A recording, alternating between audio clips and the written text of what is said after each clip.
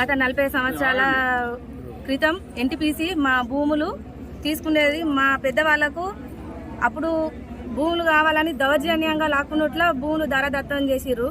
పనులు అన్నారు, పనులు లేవు, ఏం లేవు.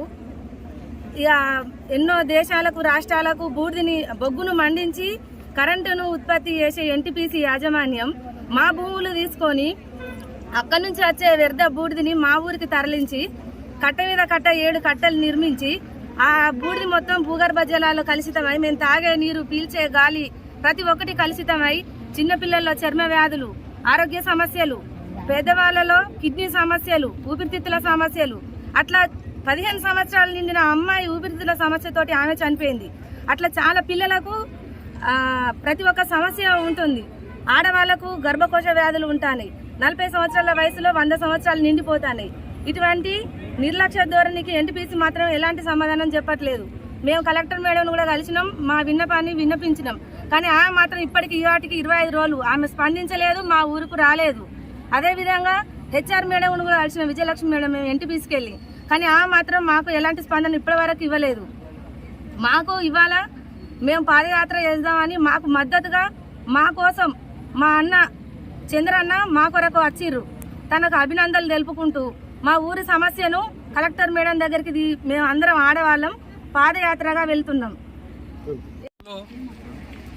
కుందనపల్లి గ్రామ పంచాయతీ పరిధిలో ఉన్నటువంటి ఎన్టీపీసీ బూడిద చెరువులో ఈ యొక్క చెరువు వల్ల కుందనపల్లి గ్రామంలో ఉన్నటువంటి 286 కుటుంబాలకు సంబంధించి అనేక అవస్థలు, రోగాల బారిన పడడం జరుగుతూ ఉంది.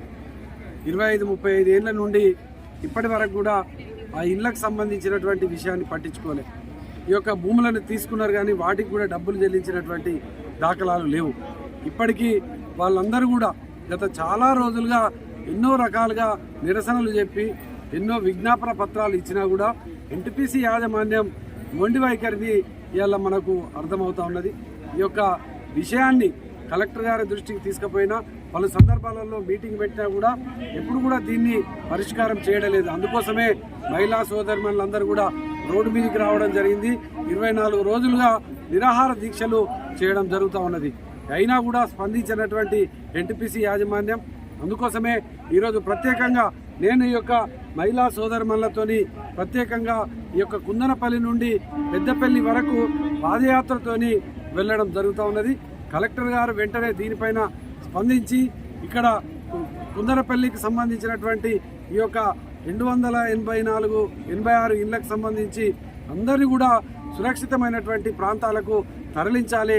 ఎందుకు అనంటే మేము ఇట్లా నాశనం అయిపోయినాం, మా ఆరోగ్యాలన్నీ కూడా క్షీణించిపోయినాయి, ఇప్పటికి కూడా బాగుండడం లేదు.